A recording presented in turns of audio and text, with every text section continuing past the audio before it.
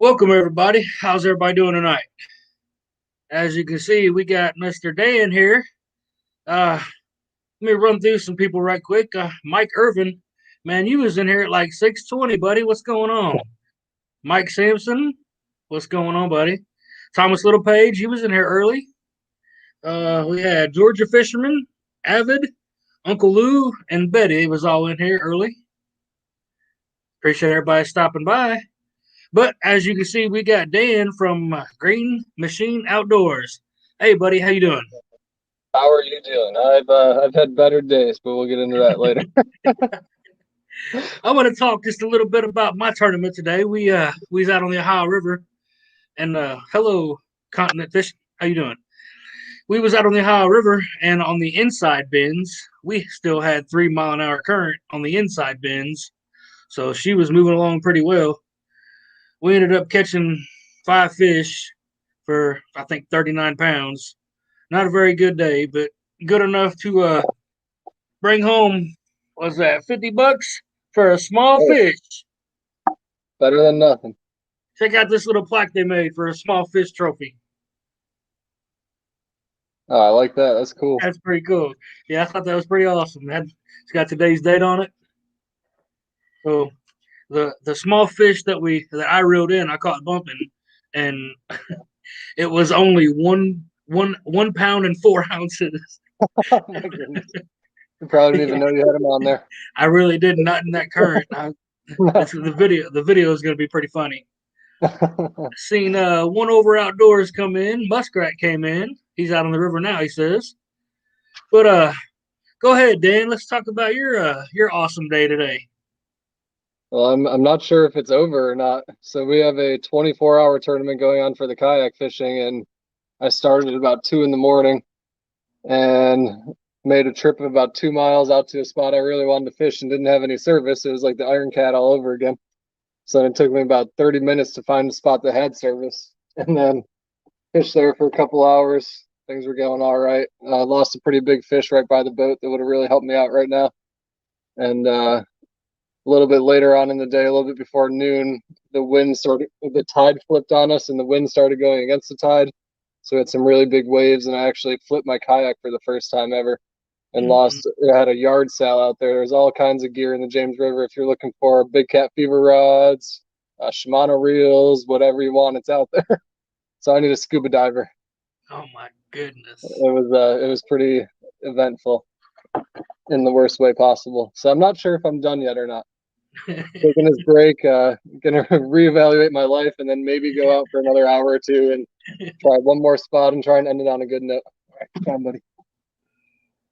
Well, I hope if you do get back there, I hope you have a lot better luck.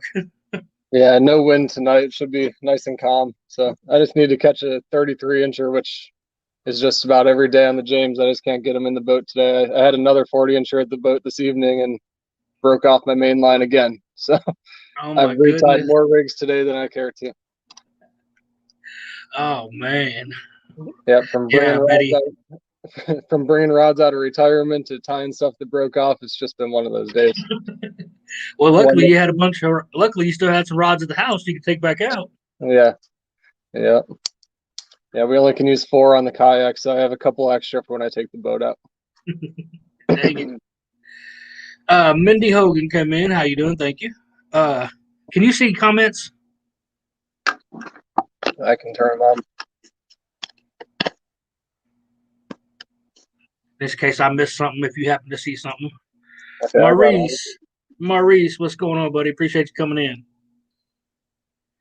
Well, first off, man, let's we both hit 1,000 subscribers on the same day, so I want to congratulate you on hitting that. Yeah, same with you. 1,000 subscriber buddies. You've kind of taken off a little bit. I'm at 1,060. I think you're at 1,100, aren't you? Yeah, it's getting up there. I had that Palmetto Cat's Iron Cat really helped, and then I did a video with Justin from Kayak Catfish about a month prior to that, which also helped a ton. So both of those are still helping me out a lot.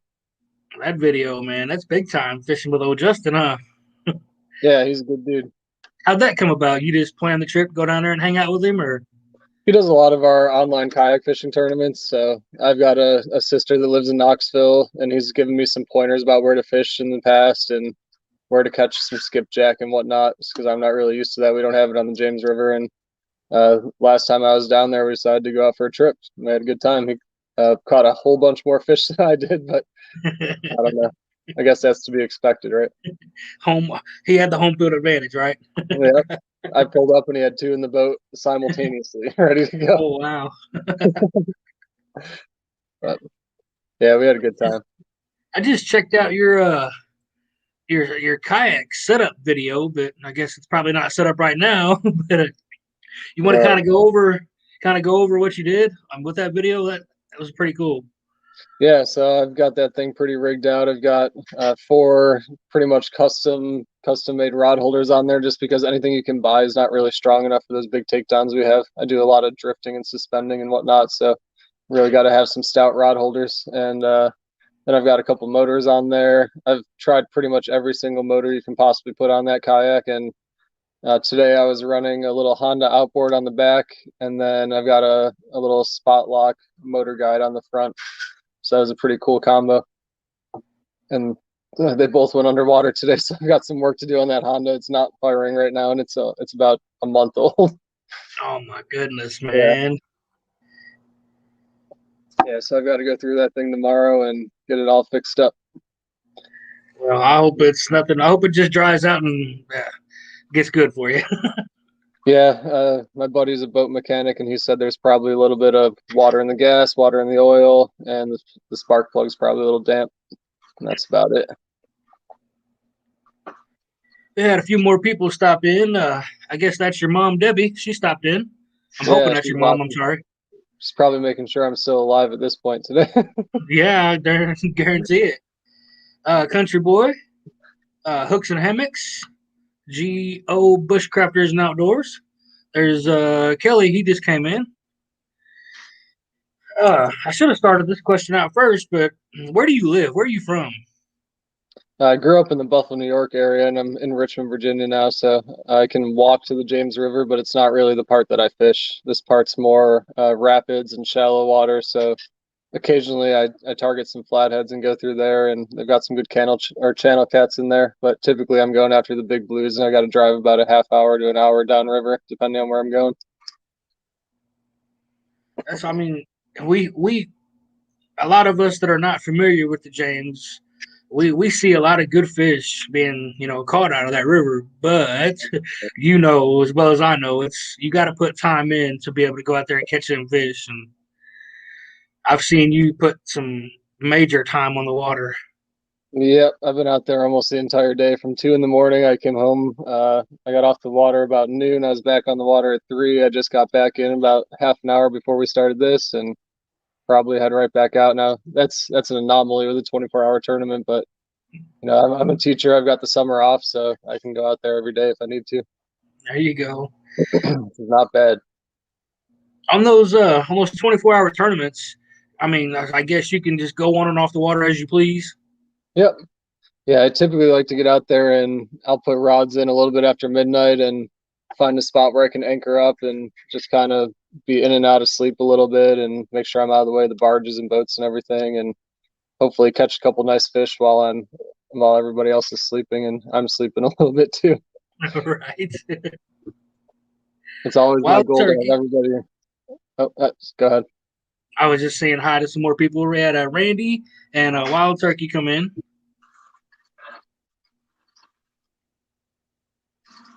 Ooh, Randy, I see that. Now, I was pushing it a little bit. I was trying to get out of some nasty weather, and I was in a little bit bigger water than I probably should have been with a big motor on the back. So, if you do stuff a little bit smarter than I did today, you probably won't have any issues. Yeah, I mean that video that I watched it, and it just looks. I mean, your kayak looks huge, so yeah, it must have been pretty rough if you flipped that thing. Yeah, luckily I used to be a lifeguard, and we used to have to flip the big surfboards over and everything, so I had somewhat of an idea what to do, but I never practiced or anything. So, and not too long after I was in the water, a pontoon boat showed up, which is about the perfect boat you could have for that scenario. I dumped all my gear on deck, and they just towed me back to the boat ramp. I had to pump about 20 gallons of water out of my hull. Oh my goodness! But I just can't imagine if you're like doing some deep sea fishing in the kayak and it turned over. I don't know what you do. It was Yeah. ironically, I bought a hand bilge pump about a week ago, so I got to test that out and it works great. Well, I'm glad it worked. Yeah. Did you see that question there? What's that? I don't have that video, but Circle Hook Productions did. We have a very similar setup. I used to have the same exact one, and then King's Catfishing, I was fishing with him on Kerr Lake one day, and his buddy actually welded up. It's almost like the clamps that go on like any round rail boat that you would have and mount rod holders on, but they've got a little arm on it because on a kayak, when everything starts to roll and you can't really clamp down too much because everything's embedded in plastic, so it's got a little brace on there, which is kind of cool, which I think I do cover in my video. So a couple different options to see how to set it up. Clint's is easier, and the one I have, I just got lucky that I was able to grab a pair that was already manufactured. Actually, I jumped on the live stream this morning about 4. I think I woke up at 4 to get ready for our tournament. But when I was on, you wasn't on there. Oh yeah, I had some internet issues this morning.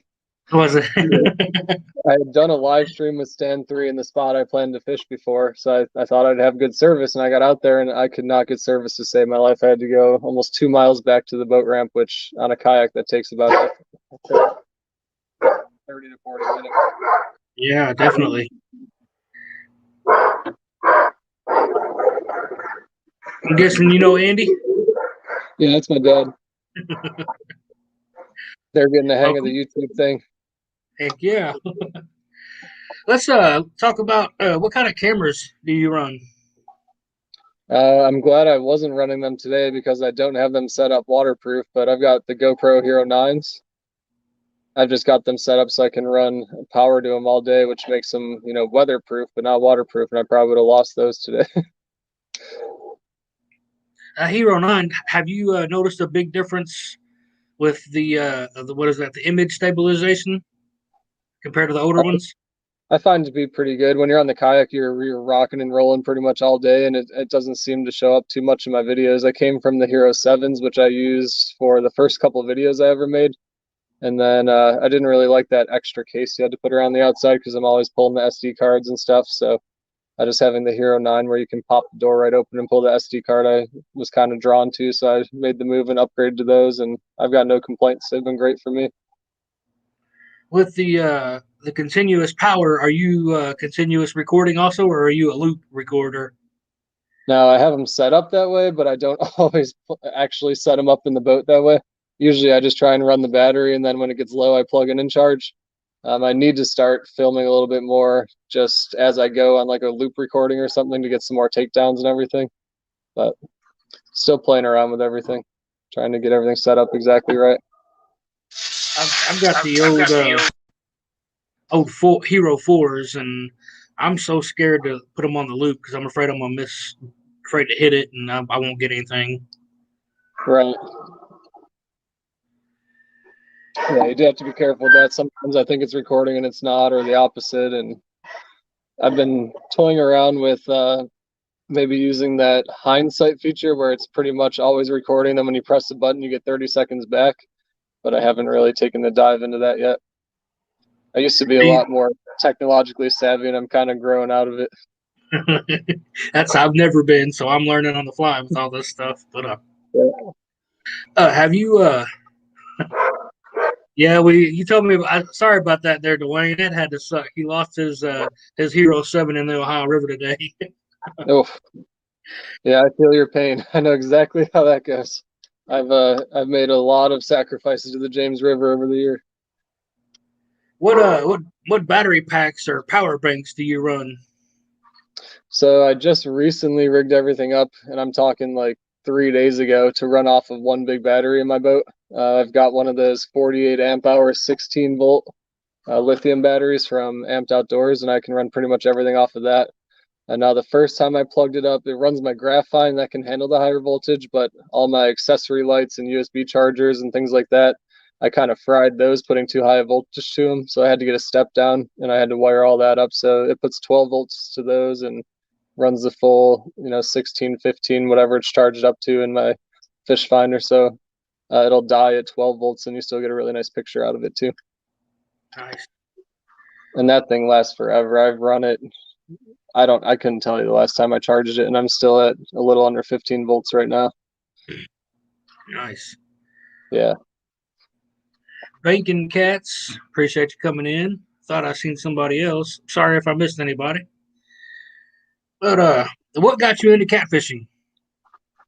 The pandemic kind of pushed my hand into it. I live, like I said, about a quarter mile from the James River, and I could never find an excuse to get down and fish. I grew up fishing and really enjoyed it, but I just got busy with, bike riding and running and swimming and things like that, which I was really heavy into for about a decade. And then that all kind of shut down. And I said, well, I guess I'm going to start fishing a little bit now, and found the online tournaments after watching Justin from Kayak Catfish fish some of them, and decided I'd give those a shot, and realized that I didn't even realize what kind of fish we had in the James River. And once I started researching that, I was pretty hooked, and I hadn't even seen one or caught one yet. So I spent probably 3 or 4 months trying to figure out what the heck I was doing. And then once I figured out how to get some fresh bait, some gizzard shad, then I started to find them. Table Rock, Manda Panda, appreciate you guys coming in. What size SD cards do you run? Somebody in here said they run 156 gigs. Yeah, I've got I think 128 in one of them and 256 in the other. Is just what I had laying around. Stuff from old cell phones and things like that worked out in the cameras. I never come close to filling them, but we've got some trips planned. Like over the summer, we're gonna go to Kerr Lake for a couple days with my parents, so I don't have to constantly be worried about dumping everything off the cards. I can just record and then deal with it later. I run the 64s and I get 4 hours and 21 minutes record time. How long do you get with those?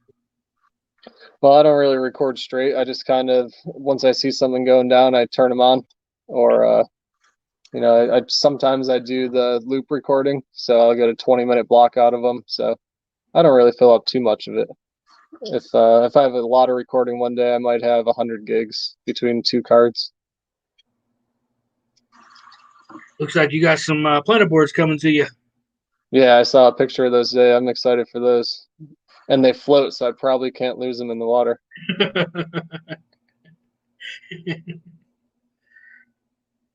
What's you guys don't really weigh your fish, but what's your personal best blue cat and flathead? Flathead, I probably just caught it this spring when the white perch started running. It was actually 31 pounds. I was on the James River up in the city, hooked into that, and Adam Cook, he's a guide on the James. He just happened to be catching some hickory shad and whatnot and some bait for the day, just a little bit downriver. So I took it over to him, and he weighed it. It was about 31 pounds. That's pretty big for a flathead on the James River. We don't have a great population of them. I'm pretty much the anti-flathead. If I take somebody in my boat, they'll catch a flathead, and I rarely ever catch them. So the second I hand a rod off, it's usually a flathead or something cool. I just get all the blues, but I'm starting to break that curse a little bit this year. I've got 3 so far this year, and that pretty big one at 31 pounds, and then blue, 48 inches. And lately I've been taking one of those fabric tape measures and getting the girth on the fish and kind of running the formulas and everything just to start getting an idea of what kind of estimate weight these fish might be. And I did not take one on that 48 pounder, or 48 incher, but he was pretty fat too. So I'm guessing about 60, 65 is a pretty conservative estimate on him. That's a big old fish. Yeah, he was, I finally got him up over the side of my kayak, and I almost went over the other side.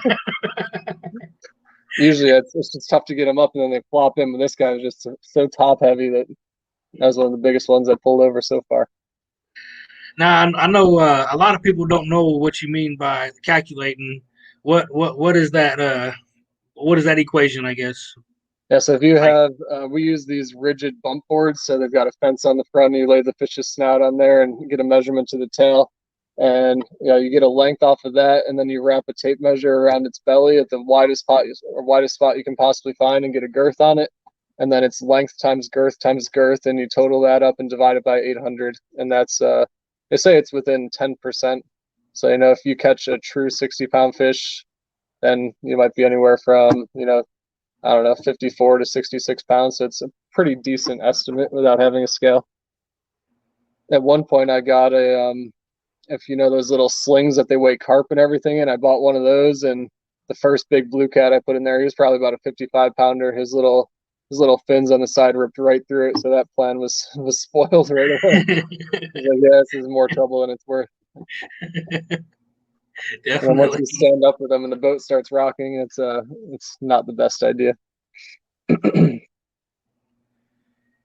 There was actually a really cool idea. The guys from Catfish, the clothing company, about a year ago, they were toying with the idea of running a tournament on the James for catfishing, and you'd be kind of bound to areas, and they'd have a couple of boats roaming, and then any fish that you caught, they'd come and weigh them, and then record the weights and whatnot. So that would be a pretty cool idea. It just never really went through. Yeah, if I kind of remember somebody trying to do that down this way, Bluegrass Bash. They had like a runner boat. It was Yeah, the kayaks were out at the same time the boats were, and they was running and weighing their fish for them. yeah, I think that'd be Tom fun. Thomas Littlepage wants to know, how do you handle a fish like that big in the kayak? And I guess you just kind of figure it out as you go. I get them close to the boat, and I guess I'm not the best example today because I lost two fish that were probably about 35 to 45 pounds right next to the boat. But I run a 100-pound leader, so my goal is just to get my hands on that leader line, and then I've usually got the fish. And I lost them both of them today before I got my hand on the leader line. But once I do that, I don't take a landing net or anything like that. I usually have fish grips, which I just realized I lost in my flip today. And I usually just put a glove on my hand and grab them by the lower jaw. Then you can just bring them in like that. And as soon as I get them up a little bit, I try and scoop under their belly and bring them in, so they're not just putting all that weight on their jaw. SI Outdoors, thank you for stopping by. River Rat came in. We had Dale Hayslip come in. Appreciate y'all. I'm guessing when the James it gets down to low or no current, you do drag some baits. It's not a very long time that happens. If we get any bit of rain, it's usually blown out for 10 days or so. And it seems like every time it calms down, we get rain again. So it's usually ripping pretty good.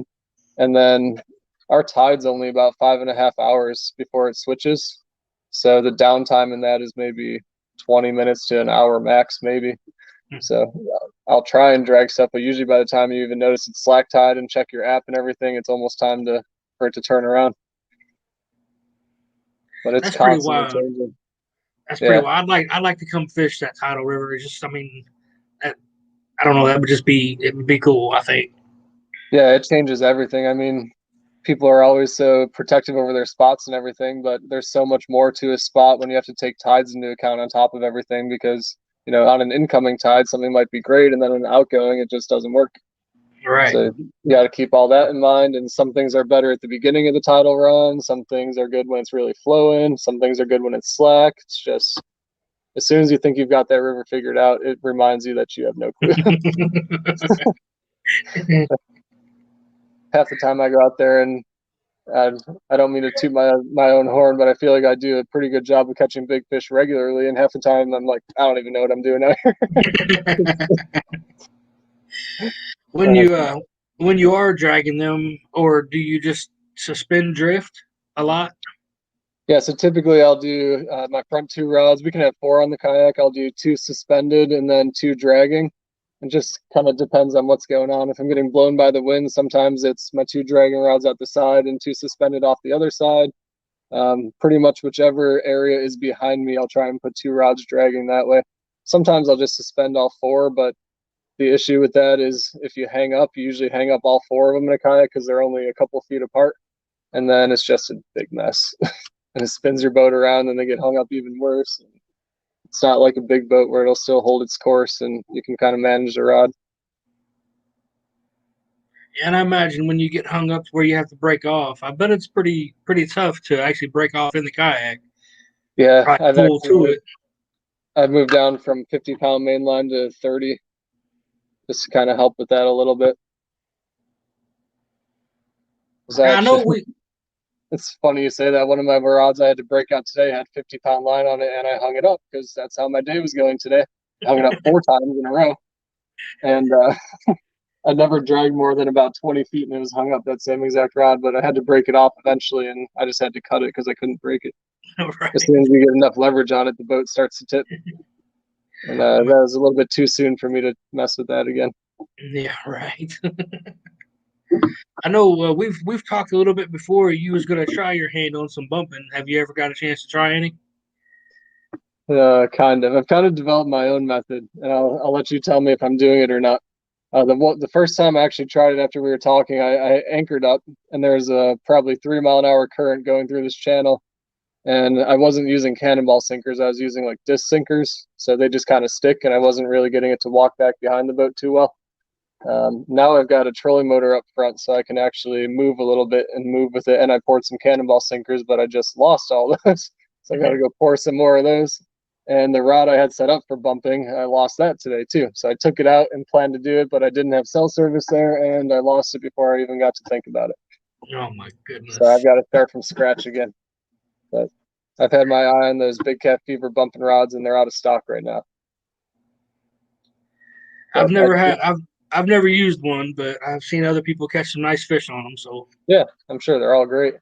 I guess what I was getting at is, as I'm suspend drifting, I'll drag 2 rods and I'll suspend one, but I've just been kind of holding it and just bumping it and kind of like following the contour and whatnot.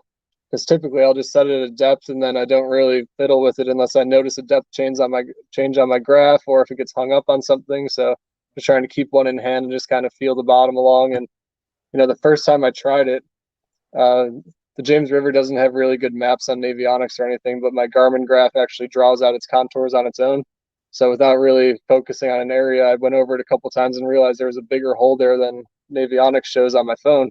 So I was kind of drifting over that and just suspending, and it dropped right out. And then I just felt it go absolutely slack. And then I pulled up on it, and the rod bent right over. And I felt like all these stories I hear you telling me about, and that one didn't hook up. So I don't know. I didn't get the full experience there, but it did start a fire in there. It looks like a lot of fun. Well, I mean, I actually started off bumping what they call that bottom bouncing just beside the boat. Okay. I actually started off doing that. Just I would put an 8 ounce on, and I would just sit there right beside the boat, just about let it hit. And when I caught that first fish like that, I was hooked. And then I started doing some research, and I figured out, you could have it out behind the boat 150 yards. And oh my God, I got to try that. And yeah, so I had those cannonballs ready to go today, and I had that spot picked out. And the nice thing with our tide is you can kind of plan your trip with the kayak, especially. You got to kind of plan for the tides. If you launch out of one ramp, you can go one way and ride the tide out, and then the other way to ride it back in. Had it all planned out, and it didn't happen today. We'll go back to the drawing board on it. One of these days, though. Palmetto Cats popping by. Hagen Grubb stopping by. Appreciate you guys. Hey, Palmetto, I got a package from Palmetto today, but I didn't have time to open it before we started. I've barely been home today.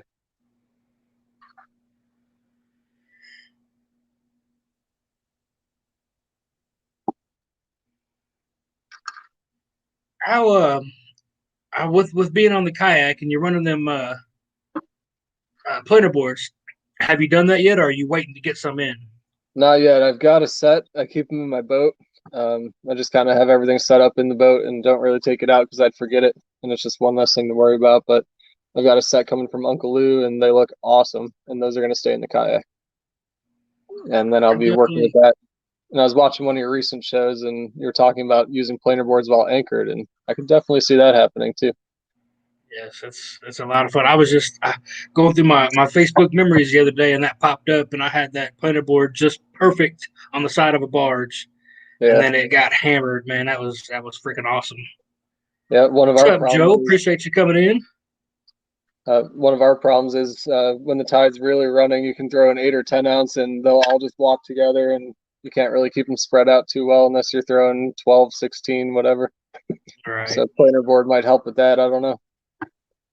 Although it may not be strong enough, but maybe we'll just keep it in place and not let it walk. We'll find out. Right. When you are out there looking for a flathead, what are you looking for out there on the James? I usually just happen upon them. if I go up from the city, you'll find them a lot more frequently in there. That's kind of where they're more the big dog in the room there. I'll just take bluegill, and we've got tons of rapids and boulders, and I'll just kind of throw in the eddies behind there, and I'd honestly just stumble upon them, to be honest. But I do plan on targeting them a bit more this year. There's about a 2-mile walk we can do downriver, and you can just hit all the little pockets between all the boulders and things like that. And I'm sure we'll find some. I'm sure there's some really big ones in there. Nobody ever fishes it. All right. Now those little perch you guys catch, those would probably be good for live bait too, wouldn't they? Yeah, that's actually when the flatheads usually are feeding the best, is when the perch are running. So either live or cut, they love those things. And bluegill, they love them, or brim, or whatever you want to call them. Yeah, I just call them all bluegill. Yep, me too. We're not paying fish. We just call it bluegill. Yeah, that's what I do. Well, those perch, they look fun to catch. I watched the video. I think you was just bait catching, and you dropping that sabiki rod, and that looked like a lot of fun. Yeah, that thing's a game changer. I tried making my own, and it was not so enjoyable. It was really heavy. It was all PVC and top heavy and not really fun to hold, and finally just bought one, and that thing is awesome. I imagine you can catch some bluegill really quick on it too, especially if you tip it with worms or something. We're here in Indiana. We're only allowed 3 hooks per line, so I take them and cut them when I go bluegill fishing. I usually catch 2 at a time, 3 at a time. Okay. Yeah. See Mr. Lau come in. Thank you, buddy. Appreciate you coming in, saying hi. I like to run around with the ultralight if I'm going to go target some panfish. Right.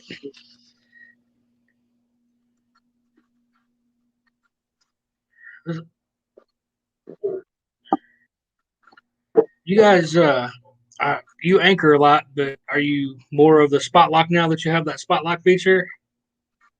I mostly use spot lock for bait catching. It helps me pull my gill net in and set it so it's not I can keep my boat in one place without running over the net. Because usually wherever you set the net, the wind blows your kayak right over, and then your motor gets caught in it, and then it's a big disaster. So that's mainly what I use it for.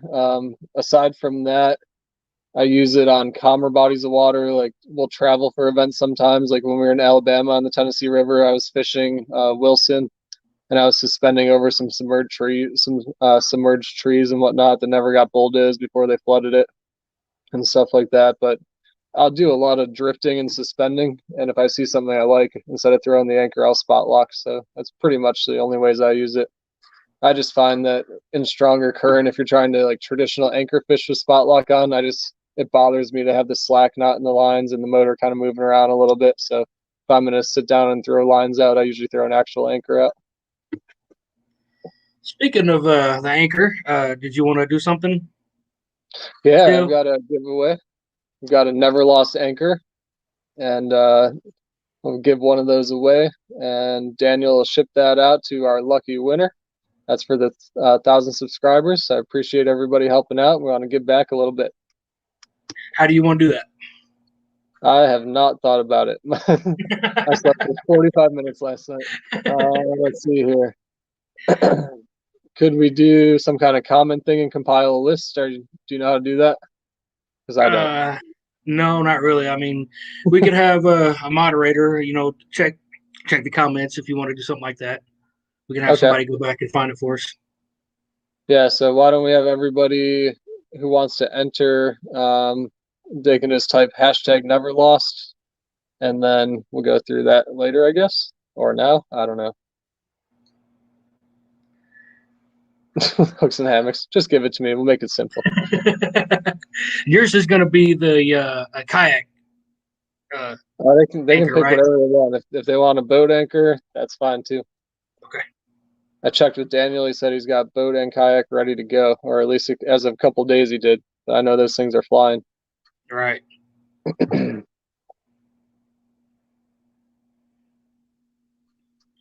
They're starting to type it in there. I'm not sure what we're going to do with it, but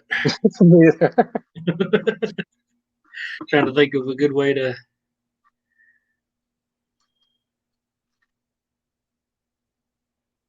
There's some way that Palmetto was talking about, but I was trying to stay awake more than listen, where he just takes everything and puts it in the random number generator for everybody that's commented and that's active in chat.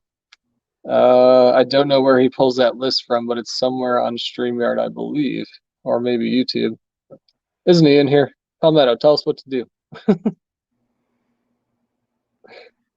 I actually pulled up a comment randomizer. I'm going to try this and see if it works. I don't know if it will, but we will try it. We could do that. Circle Hook's got a good idea. Random number generator will say like numbers 1 through 200 and whoever gets closest.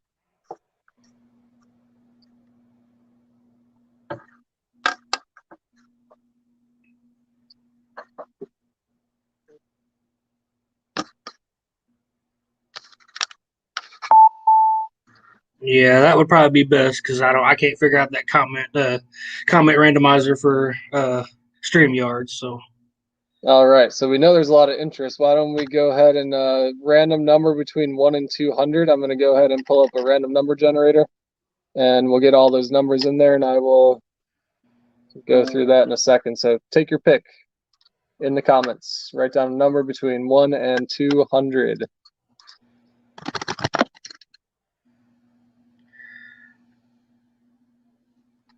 while y'all are getting that in there, we'll apologize because we wasn't prepared for this. I wasn't. I didn't even think about it, to be honest. Yeah, me either. When you said acre, I was like, oh yeah, that's right. We're supposed to do something. Do your best not to repeat numbers if we can. I don't see any so far. We'll give people And a little only bit of time. one number per person. Yep. Don't be in there putting a bunch of them. You tell us when you want to stop, and we will have everybody go help look. Yeah, they are still rolling in a little bit.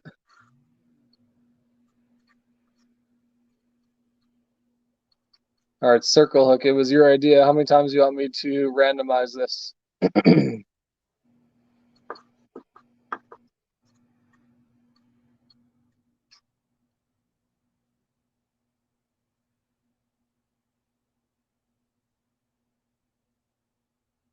See, Paula Smith came in. Laura the Explorer. Circle Hook Hook Productions. 3 times. Last chance to get your numbers in. I'm going to do my first random generator. Got it. So that was a 3. Next one was 189. This next one will be the winner. We've got 106. Whoever was closest to 106. Anybody want to go through and help us find who was closest to 106?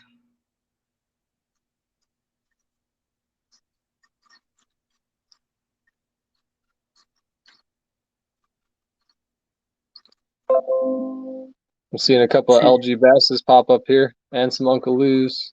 I don't know if people are shouting each other out or telling us who the winner is. 103 is pretty close. Anybody closer than 103? All right, I seen 103 also. I'm not doing Price is Right rules, just closest in general. So anybody between 103 and 109? All right, looks like Stan Brown is the winner. You can reach out to me. That's dszajta@gmail. You can see Szajta in the comments if you see Debbie Szajta. That's my mom. So dszajta@gmail. Hit me up with that and we'll get you squared away.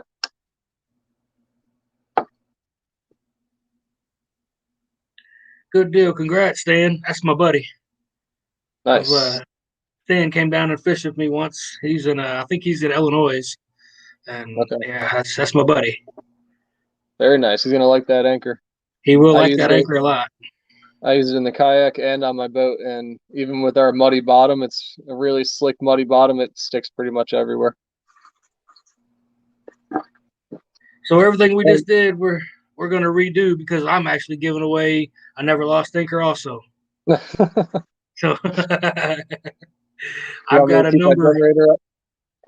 Yes. 1 and 200, or you want something different? I want to go 1 to 500. 1 to 500. Okay, I'm ready. Guys, start putting your numbers out now. I got it wrote down already.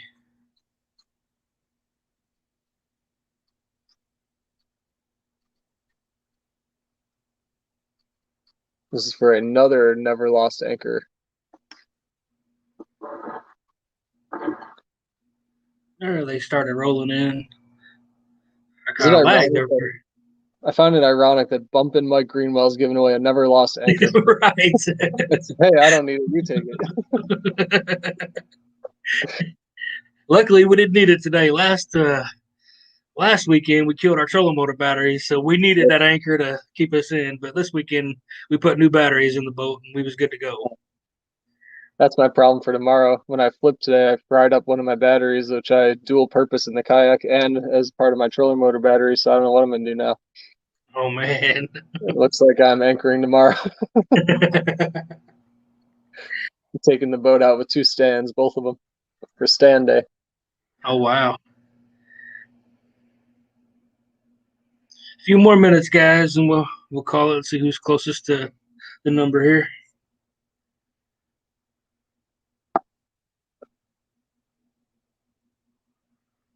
On your kayak, your pedal drive, is that can you get to going pretty fast with that, or? Yeah, I've got the advantage of being I used to be a cyclist, so that helps a lot. But even if you just pedal along casually, you can go 3 to 4 miles an hour, which is pretty fast for a kayak. That's faster than most of them. Yeah, you're moving along. For perspective, when I have the trolling motor on the front, it's a 12-volt, 55-pound thrust, and that'll get me about 4.5 to 5 miles an hour. And then with the outboard on the back, you're really limited by the shape of the kayak. They can't get on plane or anything, so it's all just displacement trying to push the water out of the way. So you can see 6 to 7 miles an hour depending on the current and tide. Nice. All right, guys, we'll stop and everybody help me find who is closest to the number 237. I see at 240. That's pretty close.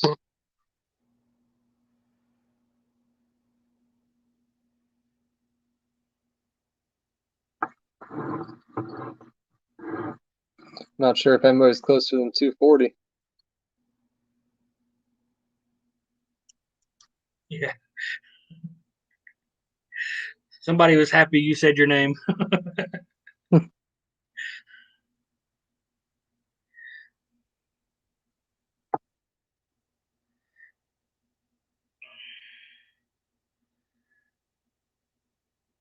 It was Laura, 240. Well, congratulations, Laura. Contact me on Facebook and I will get your address and have Daniel send that out to you. Pretty awesome anchors, and he's a really good guy. So you guys go check him out. Never Yeah, Dan lost anchors. awesome. He was sort of in one of my videos recently. I wasn't really catching fish, and then he called me and talked to me for like half an hour, and I started catching fish while he was on the phone. So it's not me talking or anything; it's just me on the phone catching fish. Hey, that's the way to do it. Maybe I'll call him at 10 o'clock tonight and see if I can catch a fish. There you go. I text him a lot, but I guess he's not big on texting because whenever I send the text, he'll call me right back. Hey, it's easier. So what's your favorite technique? I know you haven't got to do much bumping, but other than that, what's your favorite? It's hard to say. I don't really do too much of the same thing for too long in a row. I'll change it up all the time. Even today I did a little bit of anchoring, a little bit of drifting, a little bit of spot lock, a little bit of trolling. I mean, I'm all over the place. If something's not working, I'm trying to figure out something that's going to work.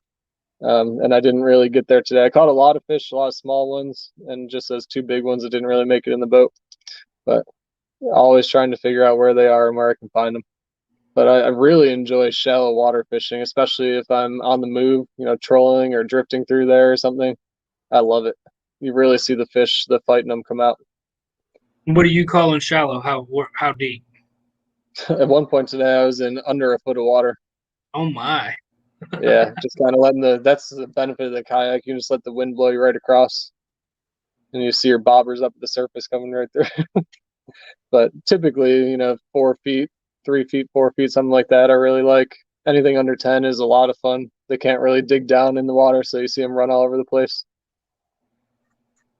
It was actually we were in the boat. Did I? Laura, the number was 237. Did you have 240? I thought you did.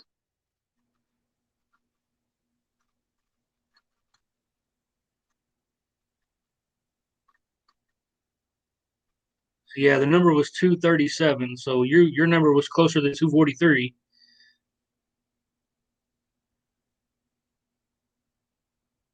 You guys want to double check that for us just to make sure?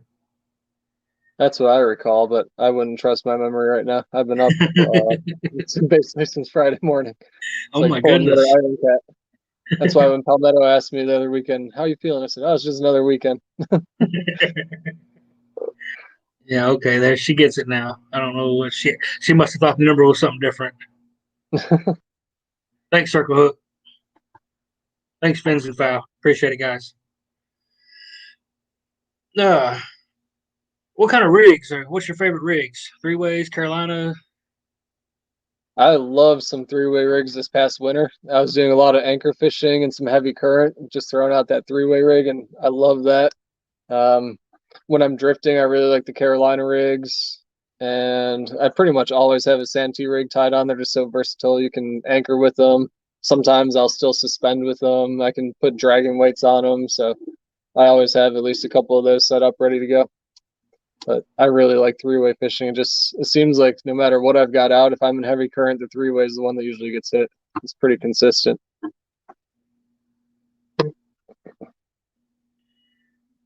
Haven't you had a nap? They ask. Not really. I was anchored up a little bit today, kind of dozing off. And it was funny. I've got a group thread with Kayak Mike and Circle Hook that's in chat tonight. One of them fell asleep while they were trolling and woke up on shore. Oh my I think goodness. it was Mike. I think it was Mike. He's Oh probably my still out there. goodness. He's only like 2 or 3 inches behind me, and he told me it's his mission to beat me tonight. He's like, I think I got to go back out. Laura, if you want, I can have Daniel send you a kayak. Yeah, a kayak anchor. Yeah, he's got both. If you go on the website, the kayak anchor fits under my seat. Now, I am in a Hobie. It's got a ton of room under the seat, but that just kind of gives you some perspective. And the boat anchor is massive. You'd not want to use that in a kayak. No, not at all. It would I've got work, the. but I wouldn't want to store it somewhere. Yeah, it definitely work. You definitely ain't going nowhere. No, that's for sure. No, it's You I know, think it's almost twice the size. It's like 8 pounds versus 16 or something. I thought they was 15 with the chain. So, Okay. you do travel a lot to fish.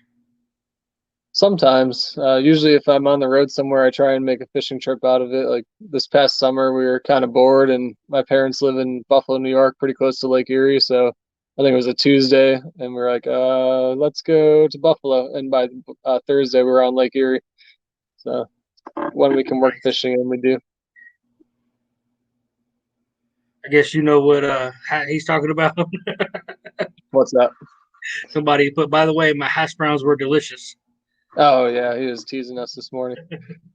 I never got him.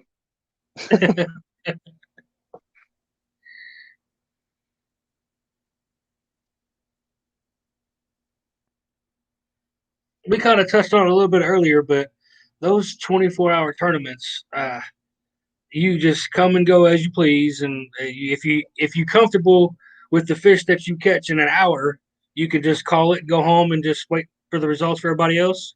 That's how I like to do it. I usually like to, sleep on the water a little bit through the morning, and then if all goes well and the James River's doing what the James River does, I can usually have a pretty decent bag by 9 or 10 in the morning, and just kind of sit back and keep an eye on things and go home. And if I need to go back out in the evening, I can. That's So that's how pretty I like it to go, but it doesn't always go that way. Like today, I can't find a 33-inch fish to save my life, and usually you can't stop those things from biting. And you have like some kind of a tournament identifier or something you put on your measuring board. Yeah, so today's tournament started at midnight, so we got the identifiers at like 9 or 10 at night or something, so you couldn't really cheat. If someone was inclined to cheat, it'd be kind of hard to without knowing the code ahead of time. But people are pretty good about it. It's all for fun. Right.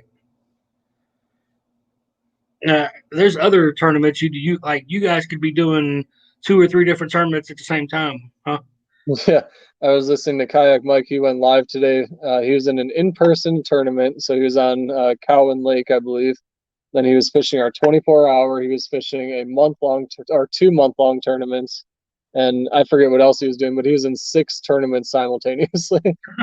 Wow. The nice thing is they're all in the same. They're all in the same app, so you submit the picture and it goes to all of them, and it just kind of sorts it out on its own. But yeah, that'd be a nightmare to keep track of otherwise.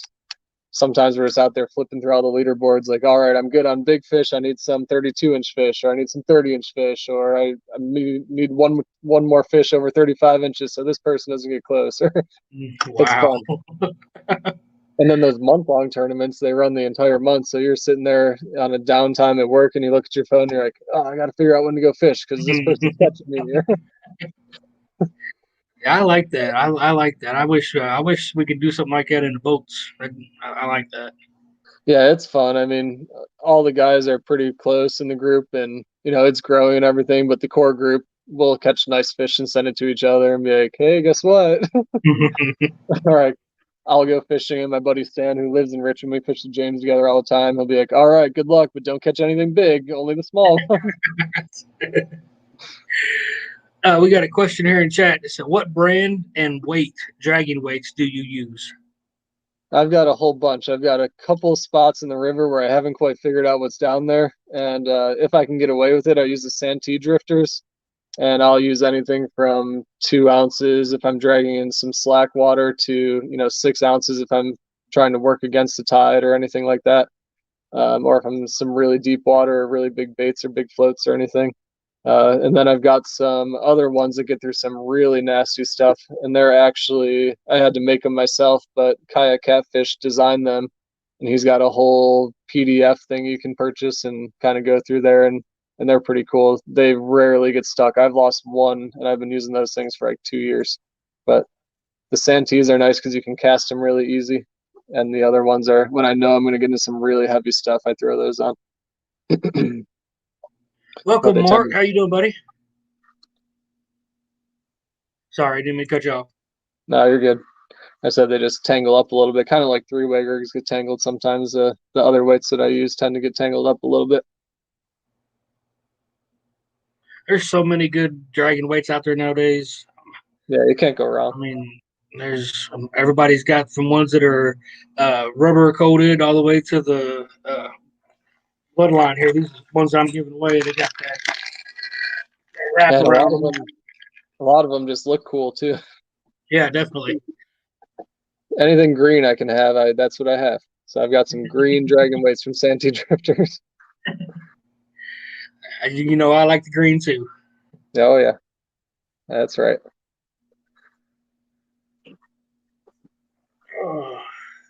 Speaking of Santee Drifters, I got to give some of those away too. Jimmy Smith is the owner of Santee Drifters. He donated a pack, and I'm going to give a pack away too.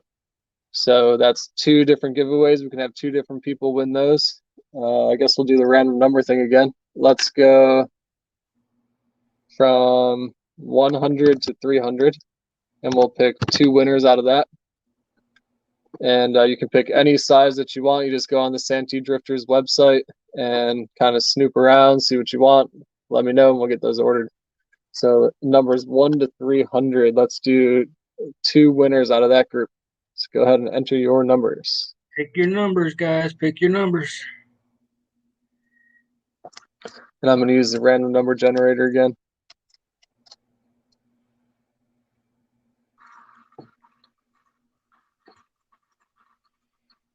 Appreciate you coming on and giving a few things away tonight.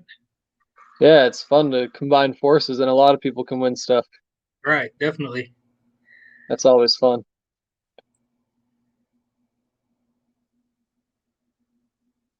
And I'll tell you what, I'll give you some GPS coordinates. If you've got scuba gear, you can go win a whole bunch of fishing gear. You can get pliers, you can get camera mounts, you can get a whole pack of sinkers. You can get 100 Santee Drifters. They're all at the bottom of the James right now. Too bad that didn't happen in the shallow water, huh? I know. I actually have an anchor in the shallow water. I'm just waiting for it to warm up. I'm going to jump in. I might go tomorrow. I was in the water today, and it wasn't too cold, so it might be time. Yeah, what do you think? What is your water temperature? About 65? Actually, we have a cold snap coming through. It was 40 degrees when I woke up yesterday morning, or this morning, I guess. So when I hit the water, it was 70. By the time midday rolled around, and before it started to warm up, it got down to 67 at one point. And then when I got off the water tonight, it was 68, 69 in most parts. Wow. All We're right, still so we've down got to 63. Where are you? Yeah. 53? 63. Oh, okay. Yeah, right now I'm not getting on the water too much, pretty much just on the weekends. So every time I go out, I'm kind of shocked to see how much it changed. All right, last chance to get those numbers in, 1 to 300. We're going to pick 2 winners. These are for some Santee drifters of your choice from the website. If anybody wants to type that website down, it's santeedrifters.com. To Stan, what's up? What's up, Tuesday? We're going to catch some hogs tomorrow. You guys, you are going to be live. You're going to be live on stand day with them. Yeah, we're planning to take the boat out. I've got to go hook that up in a little bit here, unless I go take the kayak out real quick in between. You are. Yeah, I probably am. This gave me some time to recharge and forget about all the bad stuff that happened today. Right. On my last trip, I put my gill net out and I had to cut it in half because it got hung on a tree. I saw the tree, marked it, moved way over, and somehow still got caught in it. But, all right, here we go for the giveaway. Is 298. Who was closest to 298? And also 113. 298 and 113. Stan, I'm going to sleep on the boat tomorrow. You're going to be talking so much, you're going to put me to sleep. Stan 2 can do all the work, or you can do all the talking, and Stan 3 can do all the work, and I'll do all the sleeping. I don't think I'm bringing a fishing pole out. 298 and 113.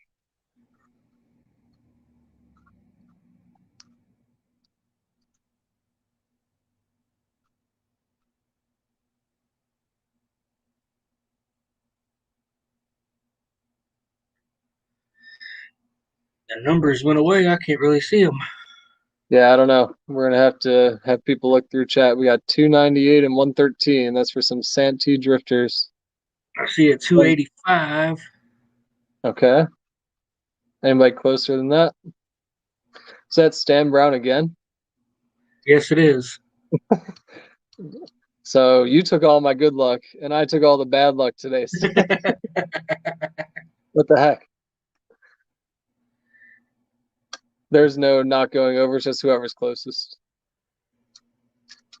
So we've got 113. I see a 120. Mike Irvin and Stan again. All right, I'm just going to send everything I own to Stan instead of throwing it in the James River. Congrats, guys. Well done. Shoot me a message on Facebook, or you can write me an email at DSzajta, DSZAJTA @gmail. And if you have any trouble getting a hold of him, you can send me a message and I'll get a hold of Dan for you. Yep. You sure did. 2 stands, 3. Hey, you get a free boat trip tomorrow. How's that? What kind of boat you got? What kind of boat do you have? I've got a 17-foot tracker. So it's a Targa. It does the job. It's good for 2 people, 3 people if you're feeling frisky. I like those targets. They're set up nice. Yeah, they've got some good layouts to them. It's older. It's like a 99 or 2000, so it's got a real old 2-stroke on it, but it hasn't let me down yet. Right. What motor's on it? 115. Nice. Probably run about 40. I've actually gotten up to 44. Nice. Yeah, it was up in New York on Black Lake. It was glass in the morning. We flew 2 people. My buddy's he went and bought him a new one back in 2016. It was the 20-foot, and he had like a 225 on that thing, man. That motor cost more than, I think it was like 30 grand for the motor alone. That's crazy. Sure. Yeah, that's an awesome ride, though. My buddy's got the 18 like Uncle Lou, and when I go in that, it feels like I've got a dance floor in the back compared to my 17. I can only imagine what the 20, and I think they go up to 21 maybe. I don't know. I It's don't got to know be pretty either. awesome. Hey, Stan, Skip, how you doing, buddy? Everybody keeps calling me Green Mountain. Green Mountain. Maybe I need to go back to some vowels. I think Patriot James started it. Or maybe he's just doing it for the fun. I don't know. That's funny. That's funny. Oh, Green Mountain. How's it going, buddy? I'll take it. Whatever. At least I know who they're talking about. Right, there you go. There you go. Michael Murillo just popped in. How you doing, buddy? You done came in late. We done gave away everything. That's because he stayed up all night watching us. There you go. We will do one more small giveaway. If anybody wants a Greenwell fishing sticker, comment between 1 and 50. Go now.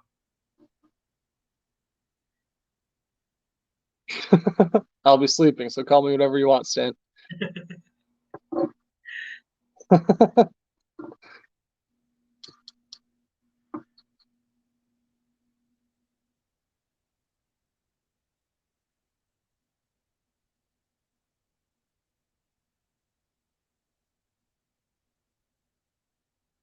What part of the James you guys going tomorrow? I don't know. I'm gonna be spoiled tomorrow. Usually I put it in a boat ramp and I'm limited to about 2 or 3 miles in either direction. And it's only one direction, so we can run around a little bit if we want to. Heck yeah. We'll be probably about 10 to 15 miles below the city for the most part. Maybe up in the city if we really feel like it, but if we're going to be live, I doubt we'll be running around too much. Right. Especially considering the further you go, apparently there's issues with going live. I found out this morning. Even if you've been live there before.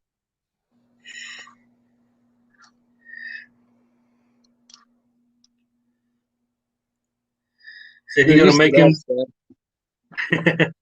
I thought that was the deal. That's why I signed up. Stand 3 does all the work. I just get to catch some fish, maybe.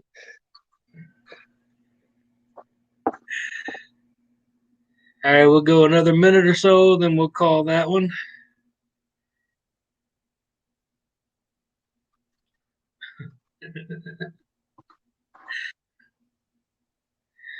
Yeah, Stan 3 was supposed to go fishing with me tonight, and he bailed. Well, we never really actually had plans, but I'm going to pretend that's what happened. So he'll be well rested. He can do all the work tomorrow. There you go. There you go.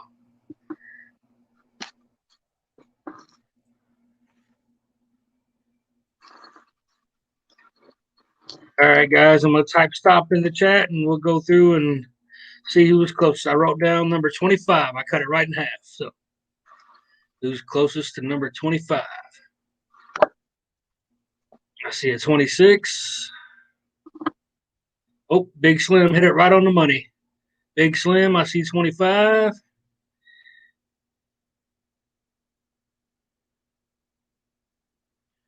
Big Slim, send me a message on here, or you can just send me a message somewhere, and we'll get that out to you.